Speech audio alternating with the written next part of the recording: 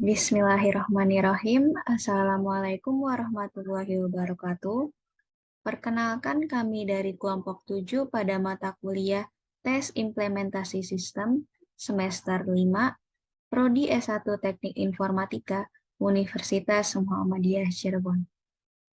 Pertama-tama saya akan memperkenalkan anggota kelompok saya. Yang pertama ada Muhammad Rifa Nugraha dengan NIM 2005 1105 kelas TI 20B. Yang kedua ada Hilya Haula Salsabila dengan NIM 2005 11071 kelas TI 20C. Yang ketiga ada Lafaz Diwa Singgih dengan NIM 2005 11045 kelas TI 20C.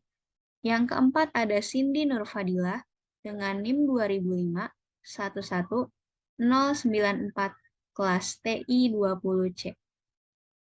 Dan yang terakhir ada saya sendiri Ilah Sahrila Bunga Fajar dengan NIM 2005 11122 kelas TI 20C.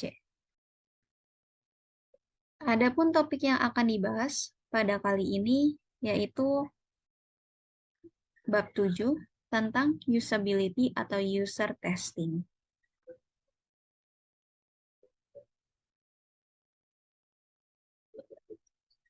Yang pertama ada pengertian. Usability atau pengujian berbasis pengguna pada dasarnya merupakan teknik pengujian black box. Usability merupakan bagian dari keilmuan human-computer interaction yang fokus mempelajari desain antarmuka dan interaksi antara manusia dengan komputer. Kajian usability ini akan membahas tentang pengalaman pengguna dalam mempelajari dan menggunakan teknologi, aplikasi, atau sistem web tertentu. Pengujian atau testing adalah proses menganalisa suatu entitas, software, untuk mendeteksi perbedaan antara kondisi yang ada dengan kondisi yang diinginkan untuk menemukan defects atau errors atau bugs dan mengevaluasi fitur-fitur dari entitas software. User testing adalah proses melalui antarmuka dan fungsi situs web, aplikasi produk, atau layanan diuji oleh pengguna nyata yang melakukan tugas tertentu dalam kondisi realistis. Selanjutnya ada user testing. User testing bukanlah pengujian terhadap user, tetapi user melakukan pengujian terhadap produk. Dalam hal ini, aplikasi yang kita bangun, terdapat beberapa jenis tes yang dilakukan oleh user, yaitu yang pertama ada formative evaluation atau evaluasi formatif, melakukan tes untuk menemukan masalah untuk iterasi desain berikutnya. Yang kedua ada field study atau studi lapangan. Tesnya dilakukan untuk menemukan masalah dalam konteks, keadaan, atau suasana tertentu. Yang ketiga ada controlled experiment atau eksperimen terkendali. Menguji hipotesis, misalnya interface X lebih cepat dari interface Y. Selanjutnya ada jenis-jenis testing. Jenis-jenis user testing. Yang pertama ada evaluasi formatif atau evaluation formatif yang akan dipaparkan oleh Cindy Nurfadilah, kepadanya dipersilahkan. Jenis-jenis user testing. Yang pertama, evaluasi formatif. Formative evaluation bertujuan untuk menemukan masalah usability agar dapat diperbaiki dalam iterasi desain selanjutnya. Pada formative evaluation tidak harus dilakukan pada desain yang masih berfungsi, tetapi dapat juga dilakukan pada desain yang masih berbentuk prototipe. Formative evaluation biasanya dilakukan di kantor atau laboratorium usability dan berlangsung selama proses pengembangan aplikasi. Kekurangan dari formatif evaluasi adalah developer harus mengontrol terlalu banyak dan tidak mendapat terlalu banyak informasi mengenai seberapa baik interface tersebut bekerja dalam dunia nyata. Langkah-langkah dalam melakukan evaluasi formatif adalah yang pertama, menemukan beberapa pengguna yang harus dapat mewakili kelas pengguna target. Dan yang kedua, beberapa tugas untuk setiap pengguna dan harus mewakili tugas-tugas penting. Terakhir, lihat bagaimana pengguna melakukan tugas-tugas tersebut. Berikut 3 peranan tes evaluasi formatif. Yang pertama, pengguna. Peran dari user adalah harus berpikir keras untuk mengambil tindakan. Berpikir keras memberi kita, pengamat, jendela proses berpikir user, sehingga kita dapat memahami apa yang mereka coba lakukan dan apa yang mereka harapkan. Yang kedua, fasilitator. Fasilitator adalah pemimpin dari user test. Fasilitator melakukan pengarahan, memberikan tugas, dan umumnya berfungsi sebagai suara tim pengembang selama testing berlangsung. Dan yang terakhir adalah pengamat. Peran dari pengamat melihat dan mengamati bagaimana pengguna biasa akan berinteraksi dengan desain tertentu. Baik, terima kasih kepada Cindy Nurul Fadilah. Selanjutnya ada studi lapangan atau field study yang akan dipaparkan oleh Hilya Haula Salsabila. Kepadanya dipersilahkan. Studi lapangan atau field study bertujuan menjawab pertanyaan-pertanyaan yang ada pada formative evolution atau biasa kita sebut menemukan masalah pada konteks, misal pada keadaan tertentu, dan menerapkan implementasi yang berfungsi untuk real user.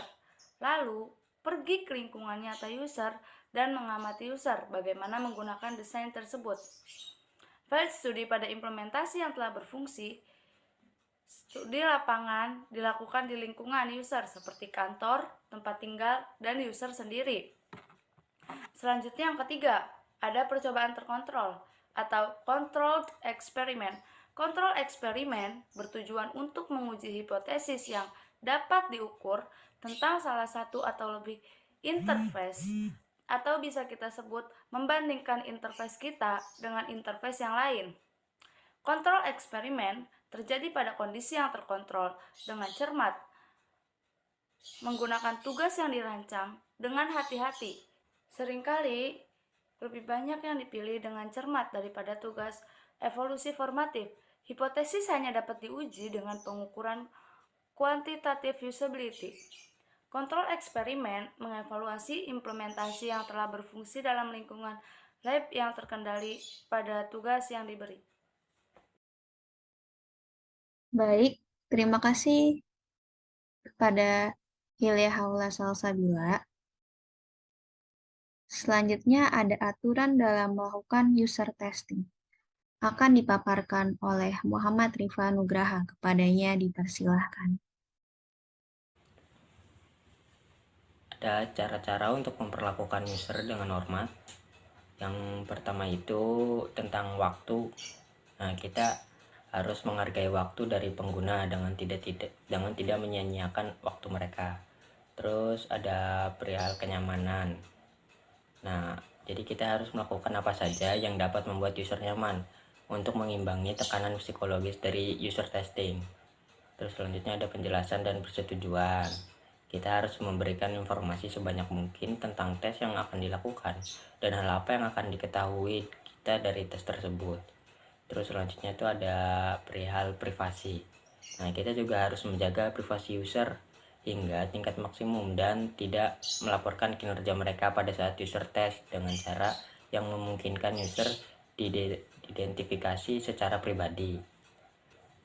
Selanjutnya perihal kontrol. Nah, user selalu memegang kendali bahwa keputusan untuk berpartisipasi atau tidak